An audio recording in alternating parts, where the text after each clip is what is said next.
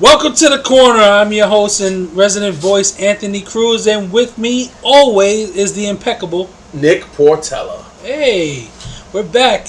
Welcome to the corner. We got film and games. Welcome to the corner. We talk about this shit every day. I'm just kidding. Stop. Yeah, yeah, man. We have to do it again. What can I say? What can I say? I can't say shit. There's going to a point is how much can you say, and I really can't say much of anything. Oh, well, I could say this is your UFC 200 Fight Companion podcast. We're going to review the fights. Too many to do them all, so we're going to stick to the main ones. You know, the Frankie Edgar, Jose Aldo, the women's title fight, of course, the return of Brock Lesnar, and it's just tons into Michael Bisping's next opponent, a couple of new champions, and so we got some stuff to say. Okay. You know what? Like, I love UFC. I like watching the fights. I enjoy it, but this is more your expertise. You know, way more than I do about this shit. So I'm gonna chime off for you. But we watched the fight last night. It was a fantastic fight. The card was stacked packed with awesome fighters, and we saw some really interesting things happen.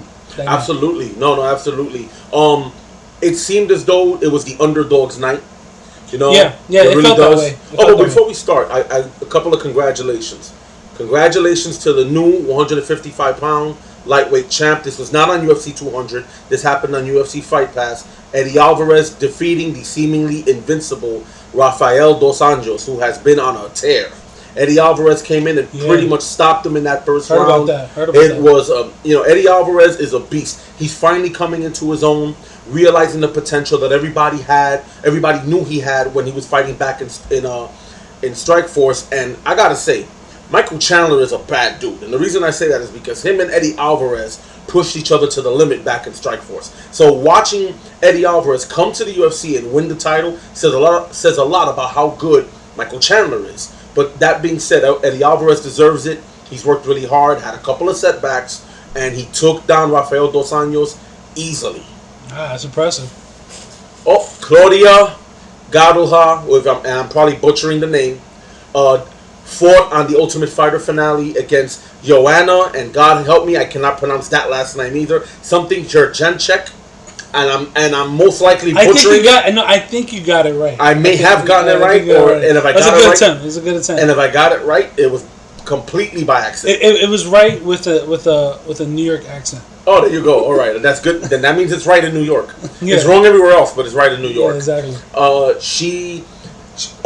Joanna proves again to have almost unmatchable Muay Thai in the women's strawweight division. It was a 5-round war. So my question is, how does she fare in the lights of like Miesha Tate, Ronda Rousey, who is it? Nunez, the one last she's night. She's a strawweight. She's one weight class under those. Okay. But if you're talking, how does she compare in terms of skill? Right. She's a better striker than all of those except Nunez. Nunez is pretty nasty. Nunez looks like the textbook definition of what a punch should look like. Oh yeah, absolutely. When you see her throw a punch, it's it's almost like she choreographed it before she actually threw it. Yeah, it's funny. I have and this is no disrespect to the women fighters at all, but they're kind of where they are now in terms of technique and skill is kind of where the male fighters were about 15 years ago, when guys still pretty much had that one specialty and they were kind of dabbling in the other arts. You had a guy like Matt Hughes, who was mainly a wrestler, a ground and pound guy who dabbled with striking. But his striking was mainly to take you down and get you in line. Like the Gracies, they were grapplers. Right, so everything they did was to get you to the floor. And they had some striking. And minor striking, but all their striking was just masking the eventual takedown attempt. Right, exactly. The women are kind of there now. You have a lot of women coming up who come from a particular specialty. There's not that many very, very well-rounded women. Not yet. But but with each... Ronda was like the only one at that level somewhat. Yeah. She can go on the ground, she can stay up. Yeah, but even Ronda, when she fought an elite level striker, we saw what happened. Right, exactly. Against Holly Holm. Yeah. Holly Holm is one of the more well-rounded of the women. With the exception of the women standing in like rank 1, 2, and 3, the rest of them still have a long way to go. Right. But Joanna's Muay Thai, or getting back to Amanda Nunez, her striking is truly technically sound. Yeah. From the way she throws a punch, we've seen some really interesting fights with women, and they're standing there punching each other's face off. And don't get me wrong, those fights are great, they're entertaining, but from a technical standpoint, it's not where you'd expect professional fighters to be. I agree. But with Amanda Nunes, Holly Holm, of course, Cyborg, these are strikers of a different level. Yeah, no, and it was evident last night. Nunes threw some punches that I was like, God damn. You know, at this point, there should be no reason why the ladies shouldn't fight the men.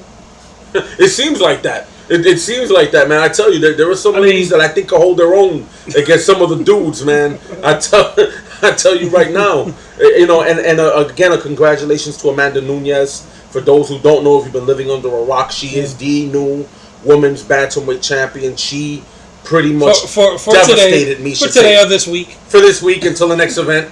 But you know, it's like that. We were talking about that at a barbecue yesterday. Yeah. There's always a period where a dominant champion comes along and they're beating everybody. Then that dominant champion loses, and then the title tends to bounce around from champion to champion until that next dominant guy comes along. Yeah. You know, so Rousey had it for about 4 or 5 defenses, looked unbeatable, finally lost. So then Holm lost it to Tate. Then Tate just lost to Nunes. That's my wife clapping because she is a Ronda fan to the nth degree. And then we'll see. I mean, if I had to future predict how long she's gonna hold on to this title, I could give her maybe 1 or 2 title defenses. She has the chops. And then who knows? Somebody might come in and upset, because you know what? Like this sport, like any sport, unpredictable. Somebody will land that one haymaker that just kind of puts you on your ass. Well, and that's somewhat what felt like happened around the Rousey a little bit. Oh, I think with Ronda, there's a lot of factors going in with Ronda. I think there is a fair amount of her buying into her own hype a little bit. Yeah, that's what I'm saying. It was like a little bit overconfidence. You get your guard down. Same thing happened to Anderson Silva. Same thing that happened to... You can name countless people. But people say that about Anderson. I'm of a little bit of a different opinion. A lot of people, like, my cousin and other fans that I know, they'll tell you, oh, Anderson is just, he was clowning and this and that. But that style where he stands in front of you, letting you throw punches at him, that's the style that we looked at and said, this is the greatest of all time. Because no one was able to land a shot on him. And for Anderson, it's as much a psychological game as it is a physical game. Yeah. A lot of that was to demoralize his opponent. And when a fighter is second-guessing himself, that's when they're done. And Anderson made every opponent, with the exception of Chris Weidman, second-guess themselves. 10 title defenses prove that. Exactly. And we're talking about title defenses against top-level guys. We're not talking bums. Right. We're talking, take, for example, when he defended it against Richard Franklin, who at the time, Rich Franklin was one of the top middleweights of his day. Right. Nate Marquardt, I think a 7-time king of Pancrase. Mm-hmm. Another guy. Chael Sonnen, well-known wrestler, beat a lot of dudes. Silva, in the rematch made him look very bad. Mm-hmm. Silva has, and then the couple of times he dabbled at light heavyweight, made very formidable opponents like Forrest Griffin, like the Sandman Irvin, mm-hmm. Stephan Bonner. Made guys look really bad. Mm-hmm. With his ability to stand there, gauge your movement, gauge your timing, drop his hands, let you throw punches and kicks, and him just pretty much matrix you. It made you look stupid. Yeah, and you know what? Like, he fought last night, and he didn't have that. He didn't bring that in the ring with him.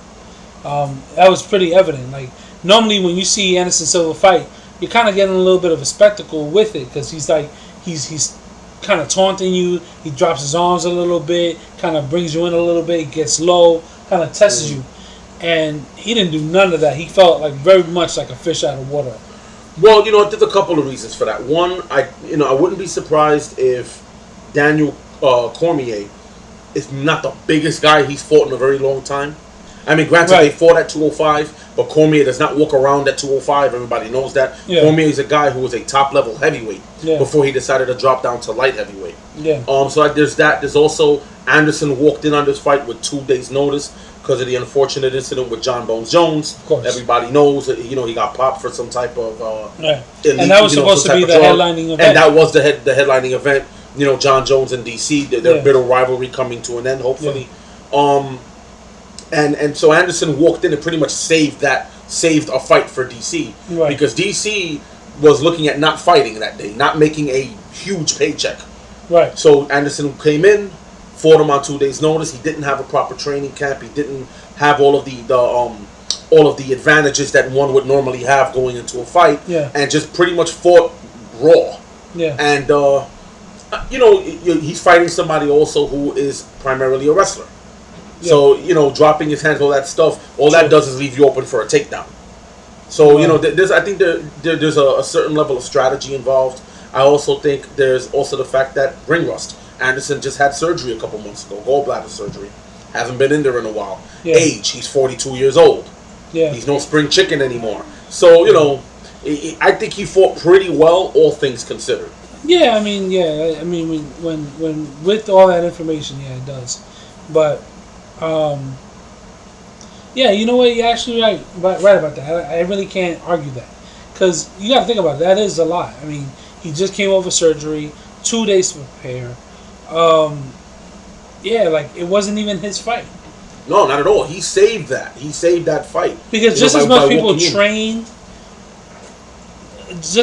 train their bodies to prepare for a match, which they do months in advance, they also watch how their opponents fight from previous fights. Absolutely. So they can learn their patterns and learn their moves before they step into the ring. This is as common. It happens in boxing, it happens in everything. So with that, I'm pretty sure he's not sitting there watching videos of this guy being prepared months in advance to get in the ring. Absolutely, and it's funny you mentioned that also because in an interview after the event, Brock Lesnar, and we'll get to his fight later, had mentioned that fighting is about 85 to 90% mental, 10% physical. Another one of the all-time greats, Georges St. Pierre, has often said the same thing. Yeah. And the reason for that is, lifting weights and running and sparring, of course, is important, and that needs to happen when you're training for a fight. But mentally, you need to be right. Mm-hmm. Mentally, you need to be clicking on all cylinders. Mm-hmm. And mentally, you need to be prepared for the opponent, for the task at hand. Yeah, fight's a chess game. Exactly. When you're fighting a wrestler like Daniel Cormier, not just any wrestler, an Olympic-level wrestler, okay? A guy who literally was at one point one of the very best collegiate athletes in the world. Right. You're talking about hours and hours of watching footage and game planning and working on timing and bringing in sparring partners that are also good wrestlers to try to mimic that style. Yeah. To better prepare you for what you're going to walk against, what you're going to face when you get inside that cage. Yeah. Anderson had none of those advantages at his disposal. And to be fair, neither did DC. Yeah. John Jones and Anderson Silva are very, very different fighters. Right. They're not even close. Jones' style is completely different from Anderson.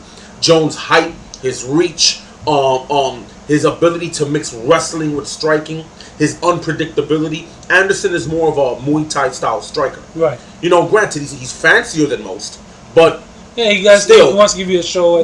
Still at his core, he's a Muay Thai style striker. Yeah. And John Jones is a awkward dude. His style is not exactly Muay Thai-ish. He throws weird kicks and weird angles. Which I always thought that would make a good match between Anderson Silva and John Jones. I always said it. I was like, if those two got in the ring together, you're gonna have one interesting fucking fight. Yeah, you will. You will. That was something people toyed with years ago, back when Anderson was still the champ. Just like everybody wanted to see Anderson GSP. Yeah. There was always that talk. What if Anderson fought John Jones and everything? My personal opinion is that even if Anderson would have fought Jones in Anderson's prime, I think he still would have lost. I really do. And the reason for that is because I think Jones, too young, too big, too strong, too athletic, too unpredictable. That could be a deadly combination. Yeah. I as much as I love Anderson, and I'll go on record as saying, I do believe that he most likely is the greatest of all time. Right. I mean, I think most people still have that consensus. Well, it was just my point. Why Mark Hunt? We'll get to that in a second. Matter of fact, I'll take it back to Cormier. It was part of the reason why Cormier had to take that fight to the ground, because Anderson Silva on his legs is too. He has too much of an advantage. He got long legs, long arms. He would keep him at a distance if he wanted to. You know what I'm saying? So everything had to be on the ground, and it was right. What was it that he said? That it looked like a it was crazy. Yeah. Like he was saying, it looked like a gay match because it was on the ground the whole time. It looked like it was a trailer to a gay porn. Yeah, like if you catch it just enough, you can almost see Cormier's hips thrusting a little bit. and the look of anguish on Anderson's face as it was happening. Yeah, as a matter of fact, if you look at the video, look at the clip right here, his eyes all wide open. He felt it. His legs all open too. Oh man, that's bad. Yeah, man. Oh, that's ugly. So I mean, I know he's called the Spider, but that's not exactly how I wanted to see him. You know.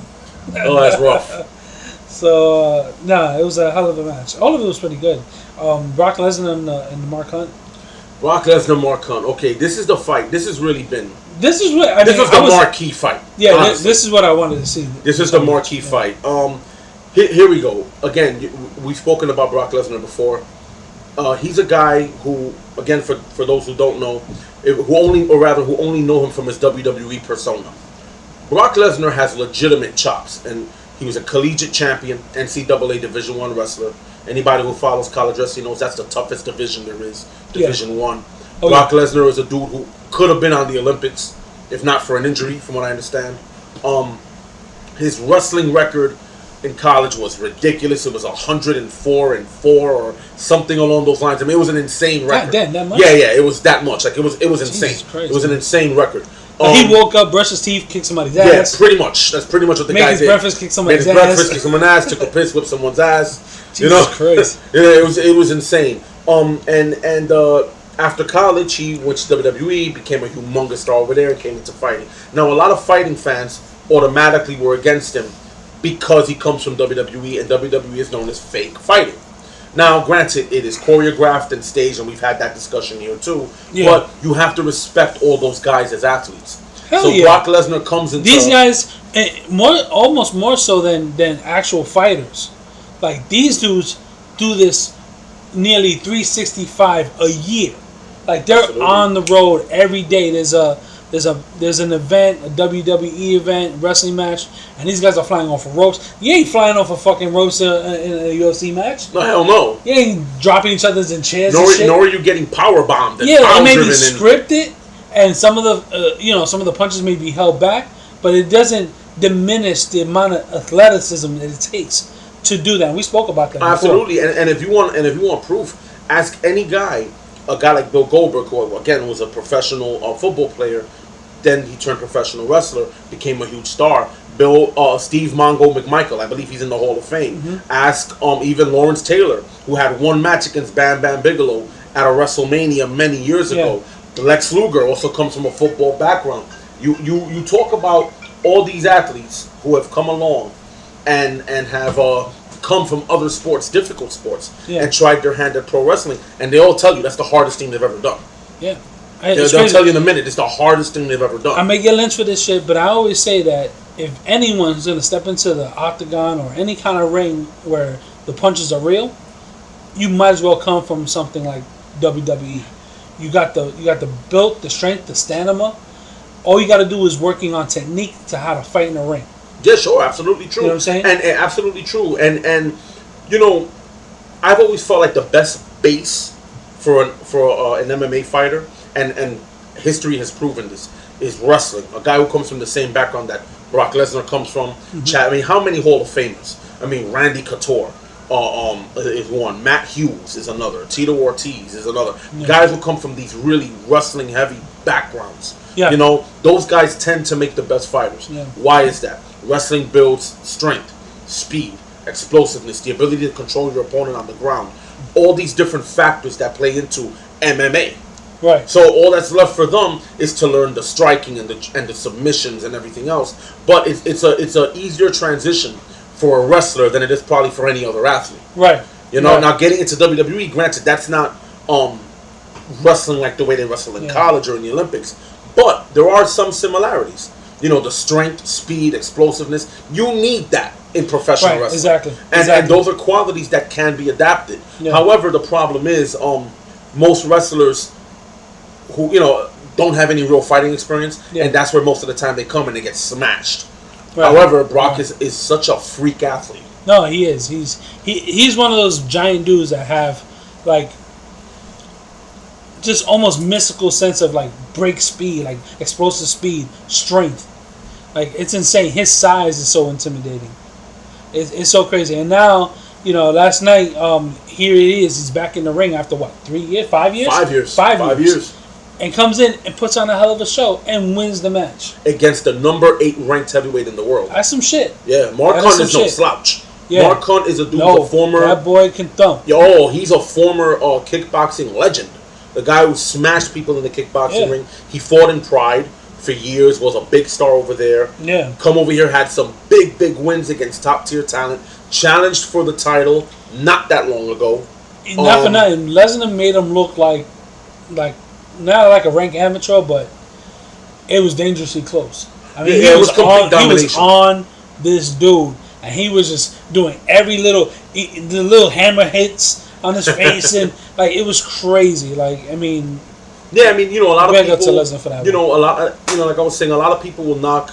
There's a lot of Brock haters out there in the fighting world. Right. They hate Brock because they say, he's this fake guy, come from WWE.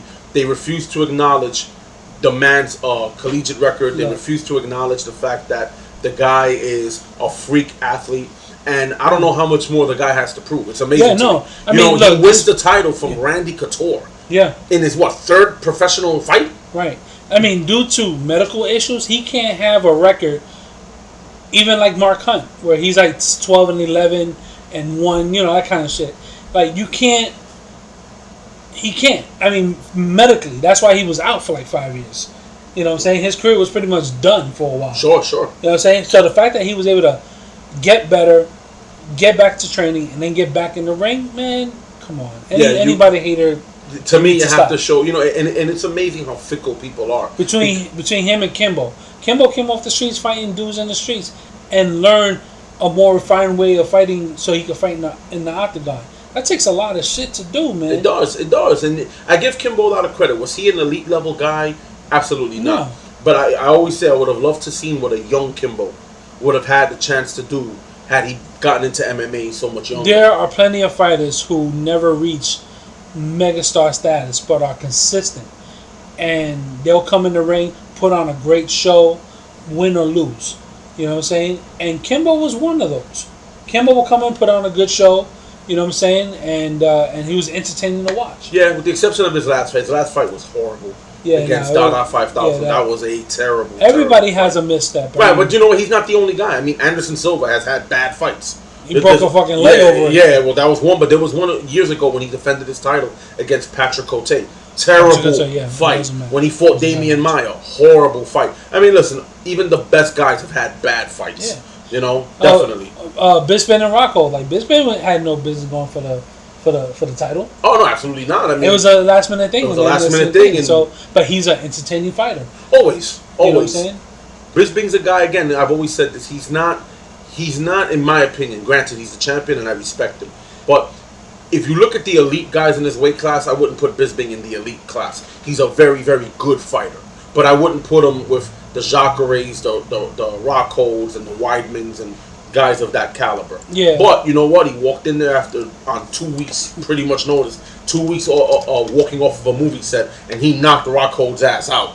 And bam, now he's the champ. Oh, and by the way, they announced his next opponent. It'll be the dude who caved in his face. Holy shit. Dan Henderson. Which is Dan Henderson's most infamous highlight reel knockout. Yeah. Is probably against Michael Bisping. Right? Wow. And so Michael wants to avenge that loss. Yeah. Dan Henderson wants to fight him again. So it looks like that's the fight that's going to happen. Dan Henderson, Michael Bisping. They're trying to put the fight together. It's supposed to happen in Manchester, England, where of course Bisping is a huge star. Oh yeah, major fucking star. And how you call it? Then we gotta go into and we gotta talk about the Miesha Tate, the chick Amanda Nunes fight. Yeah, absolutely. Which was rightfully so the main event because it is a title match. Absolutely. I mean, no, wait, man. Before we talk about that, let's talk about Aldo.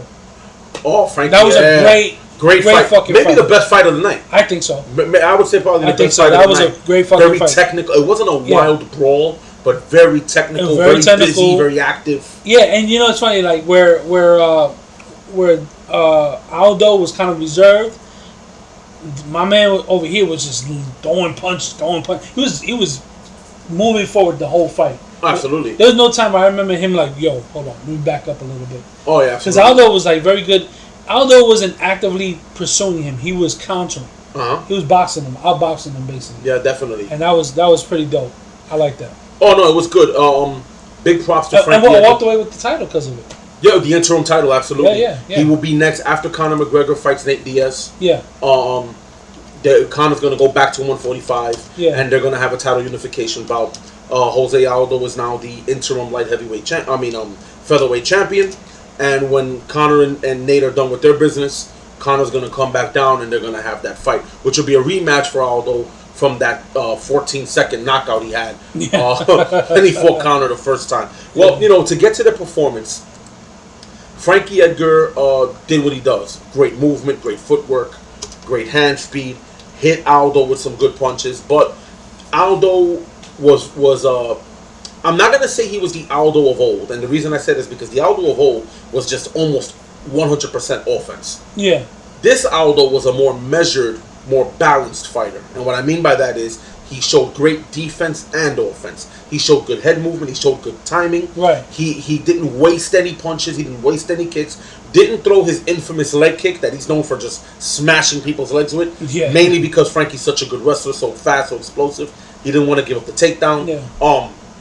But he showed fantastic hands, the ability to time Frankie. Every time Frankie came in, he ate a straight right hand, and it just happened again and again and again. And then there were a couple of times when Aldo initiated, threw a beautiful 1-2 up the pike, kept catching Edgar again and again.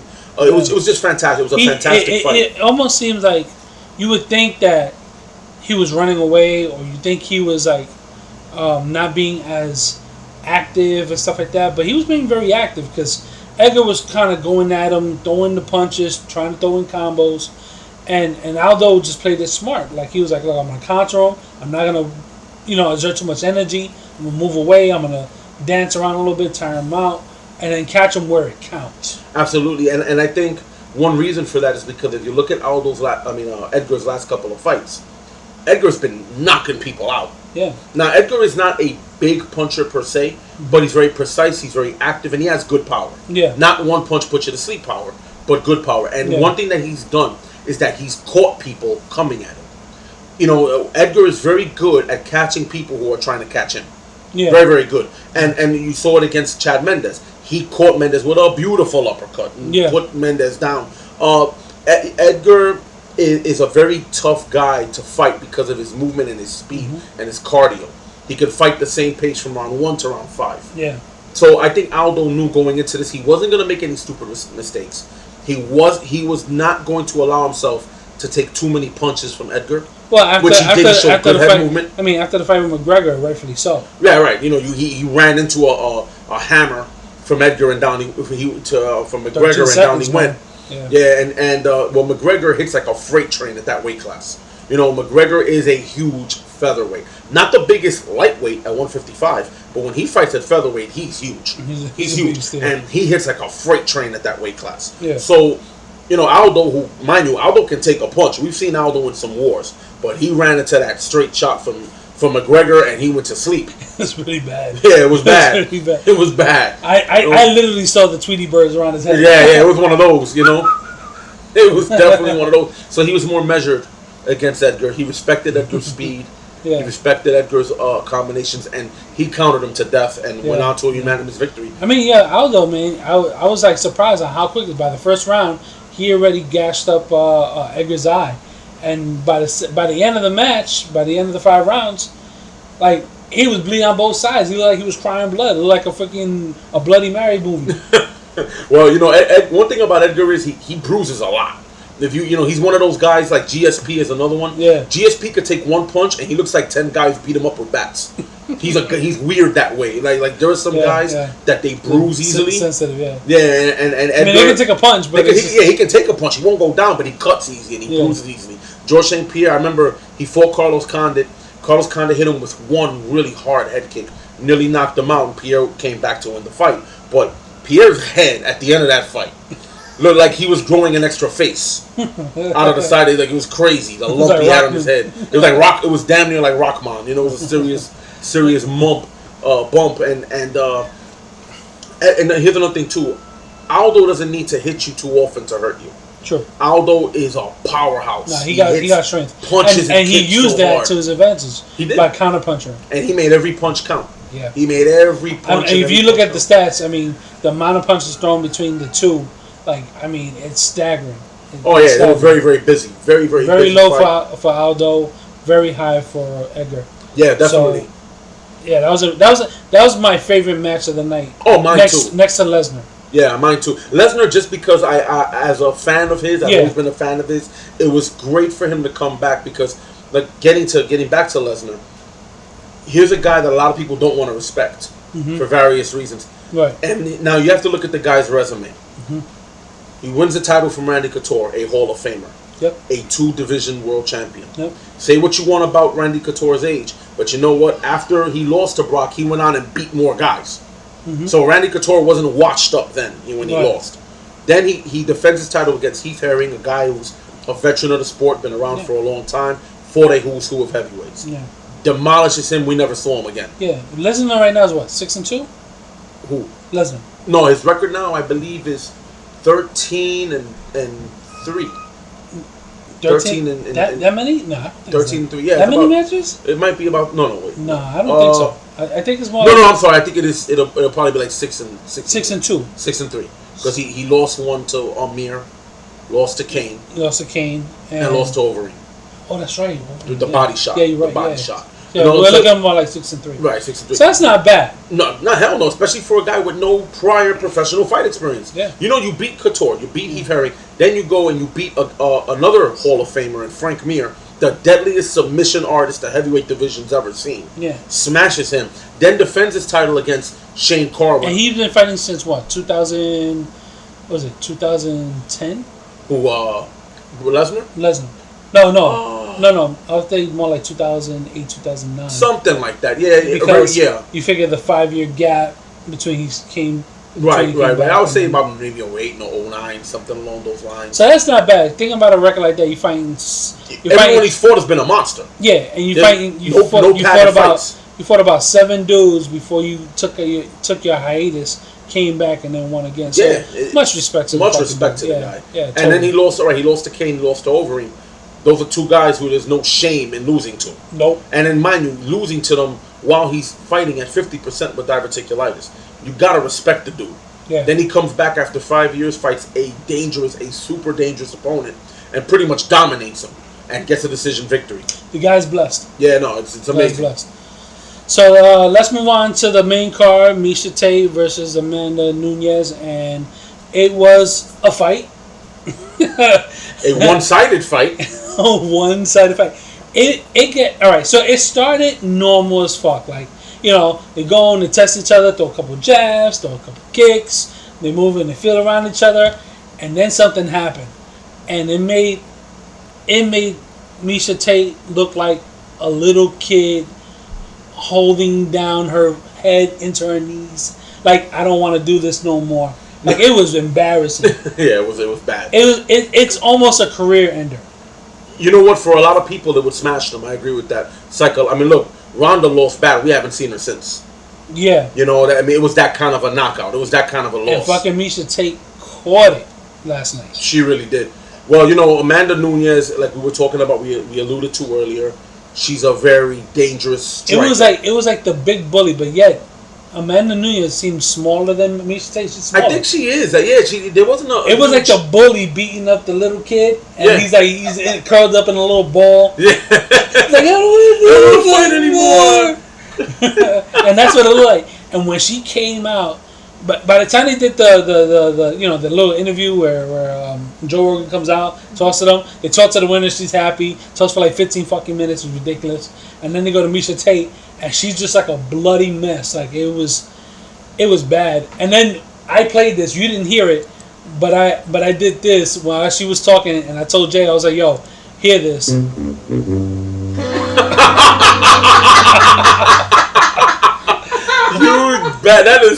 You insensitive bastard. Let's run that again.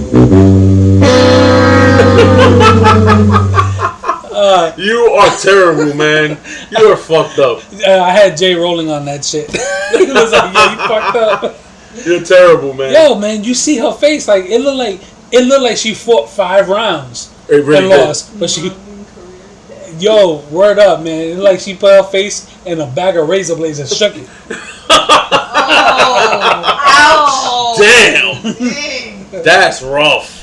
Or like that scene in Avengers: Age of Ultron when Tony Stark was trying to stop the Hulk and he said, "Go to sleep, go to sleep, go to sleep, go to sleep."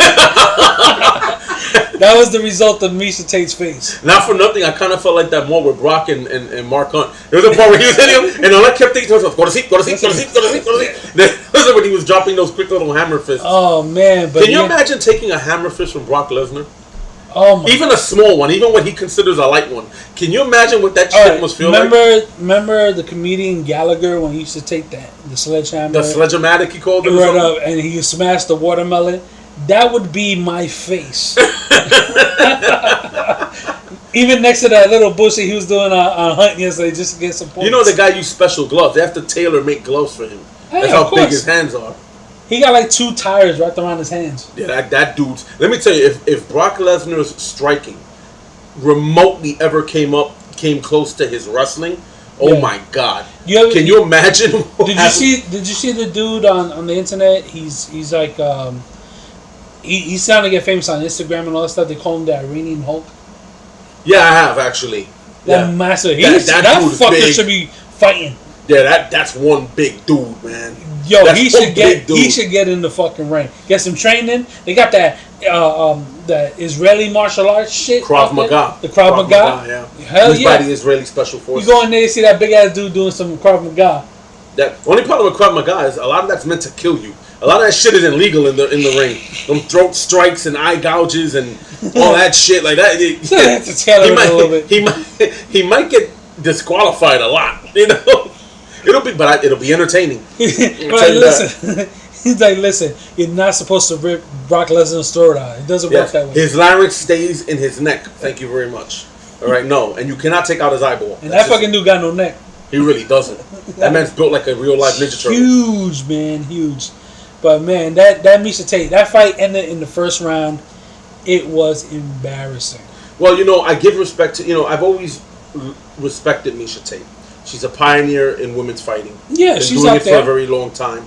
Was a Strikeforce champion and, as of recently, the UFC women's champion. Mm-hmm. The first woman to take Ronda Rousey to the limit. The only woman to take Ronda Rousey to the limit up until she lost. You know, right. I have a lot of respect for Misha Tate, but she ran into a hurricane. She ran into Hurricane Nunez yesterday. And when I'm talking about... And it was bad. You know, Amanda Nunez, like we said before, very dangerous striker, a high-level striker. There is nothing, sloppy or lazy in any part. Her punches and her kicks have such a nasty snap behind them. She's a world-class striker. And like I said, textbook definition of throwing a punch the way it's supposed to look. Absolutely. Like, I'm watching the fight, and she's throwing hooks and jabs and kicks, and they're like, that's ripped right out of the tutorial. It's like, that's how you throw your kick, and that's how you throw your punch. Some of them, not to say that any other punch is ineffective, but, they do it. Everybody punches their own way, but she looks like she's punching the way it was intended to be punched. Absolutely. Like she throws her shoulder over, like she comes in with hooks. She plants her feet, sets her weights, throws perfectly. Here's another thing that's very important. Never off balance either. No, which is something that a lot of grapplers take advantage of. They'll let you throw your combination. You're off balance, they take you down. Yeah. She throws and her balance is perfect. Yeah. Perfect. And she looked phenomenal. She looked absolutely. She ran through Misha, and what's so impressive about that is Misha Tate has had a reputation for taking a beating and keep on coming, and eventually just break you mentally and win. And I told you before that fight started that you had asked me if I thought Amanda Nunez could win, and I told you yes. Yeah. Where I thought Misha could win was if later in the fight, if she can drag her into deep waters later in the fight where she's tired and she's a little worn out and she's fading a little bit. And if Misha could weather that storm, she can just keep coming and pretty much beat her mentally, which I think is kind of what she did to Holly Holm. Yeah. And that would have been, in my opinion, Misha's way to win. Yeah. But Amanda Nunez was having none of that shit. She came out there. It started with a knee. As Misha was coming up, there was a takedown attempt. They scrambled on the floor as Misha was coming up. Amanda Nunes hit her with a wicked knee. Misha never recovered from it. She was rocked. She kept going, but you could see her footwork wasn't there. Yeah. She was frazzled, and then Nunes just went to work. Blistering combination, nasty kicks, took her down, ground and pound, beat her up. At this point, Misha Tate was bleeding profusely from her nose. She takes her back, rear naked choke. Misha taps. We have a brand new bantamweight champion in the women's division. Yeah, no, it was bad, man. It was bad. Oh, what can I say? It sucks when you fail.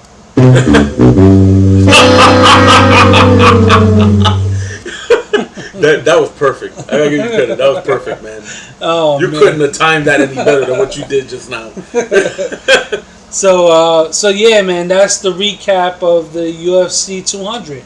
Matter of fact, they even announced that Brock Lesnar is going to be fighting again. Well, UFC 201, 203? Well, here's the thing.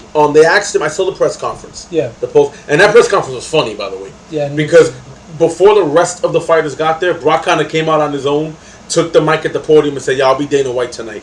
And then if you can YouTube it, it was hysterical. And then they all asked him a bunch of questions, and after he answered, he goes, "Yeah, I'm gonna go have a Bud Light." And that was a reference to what happened in UFC 100 when he said, "Screw Bud Light, I'm drinking a Corona," some shit like that. He said, and then and he said he's gonna go have a Bud Light, and he was he answered a bunch of questions, and they asked him about when he was gonna come back. He's still under contract with the WWE. He cannot just come back. Right. They asked Dana White because he's gonna be in he's in SummerSlam against Randy Orton, which that's gonna be awesome if you're a wrestling fan. That should be great. Yeah. So he can't just come back. But he did say that if he had to go out, this would be the way he'd rather go out. Yeah, on a high note, which I don't blame him. Don't blame but him. he did say that this is the most fun that he's had in years. So who knows? I mean, could he come back? Possibly. Yeah. But I tell you, it was great to see him come back. It was great to see him get that win. Yeah. And who knows, man? Maybe the Beast will return. Who knows, man? He's the kind of guy who's like, look, I don't need to go for no damn title belts. I want to fight. Yeah, they asked him that. They asked him, one of the reporters asked him if he thought he had it in him to make another serious title run. Yeah. And he answered honestly. He says, listen, I'm in my late 30s. I'm approaching 40. And if I am going to do something like that, I would have to do it from now. Yeah. I'd have to, he said, and he was very honest about his skills, which I really liked. He said, I know that there are some skills I need to sharpen up. Yeah. There's some skills I definitely need to sharpen up. He goes, but I trained, I had a 6-week training camp, and I trained to fight Mark Hunt. Obviously, I wouldn't fight Mark Hunt the way I'd fight Cain Velasquez or an Alistair Overeem, with the different types of fighters, different types of skills. But he said that he would have to sharpen up other parts of his game, which is true, which is mainly his striking. He'd have to sharpen up those parts, really, really just be completely 100% dedicated. Yeah. Before he could think about putting together a title run. Yeah. So right now he has SummerSlam. So that's his next big thing. Yeah. After that happens, he's still contractually obligated to the WWE. So who knows? Yeah. I know right now I think this is probably the last we're going to see of Brock for a while. Yeah. Maybe not forever, but for a while. I'm really enjoying. It's funny. Like I went through this phase of watching UFC where I enjoyed it early on, and then I kind of fell off a little bit, and then came back into it. And my whole big thing was that most of the fights ended up on the floor, which most real fights do. But it seems like now it's like a lot more balanced. The whole fight could be on the feet, whole fight could be on the floor, and it just seems more active these days than it was before. Like most for me back in the day, it felt most fights ended up looking like a prison rape scene. It was funny. Like I wanted to lay out some some of this.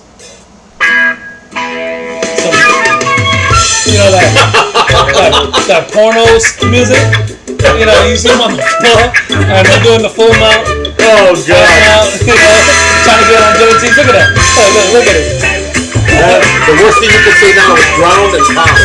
Ground and pound. That's the worst thing you could say right now is ground and pound. Yeah, so you get in there, it's like, oh yeah, it's sexy.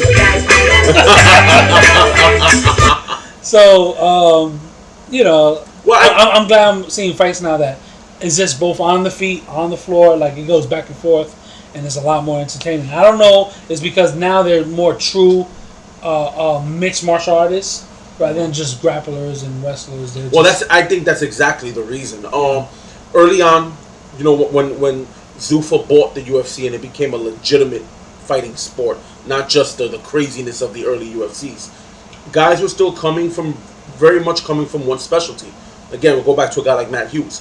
Fantastic wrestler, brutal ground and pound, one of the best ground and pound guys we've ever seen. He's also a Hall of Famer. Yeah. Then you take a guy like Chuck Liddell, one of the best stand-up fighters. I mean, the dude, he was like the Mike Tyson of MMA for a while there. Yeah. Just knocking everybody silly in the first 30 seconds of every fight of his. You know, and another guy like Tito Ortiz. Again, he was a wrestling guy. Right. And then you had a guy like Renzo Gracie, who's very much a jiu-jitsu grappling guy looking for the submission. Guys were still very much coming from their specialties. And even though they were learning the other disciplines, a lot of that, they were still kind of sticking to what they knew. Yeah. They'd strike a little, but at some point they were going to go to what they were good at. If he was a striker, he'd grapple a little, but only to get to where he wanted to be the striker. Right. Now, like in all sports, the athletes are getting better. The quality of athletes that are coming into the UFC are better. Yeah. And they're training MMA from a very young age. Right. You know, so they're learning how to do it all very young. Right. Very young. And so when they get in the ring, the fight can be anywhere, and it can stay standing, it can hit the floor, it can be a stand-up grappling kind of dirty boxing kind of a match. It could be that. You never know, but they're so well-rounded. I mean, yeah, there are still some guys that are better grapplers, there are still some guys who are better strikers. Yeah. Everybody has their strengths and weaknesses, but they're just so much more well-rounded than before. Yeah. So that's why it's easier to see. And early on, you know, there was a period where it was kind of dominated by the striker. Yeah. Then there was a long period where it was dominated by the wrestling jiu-jitsu guy. Right?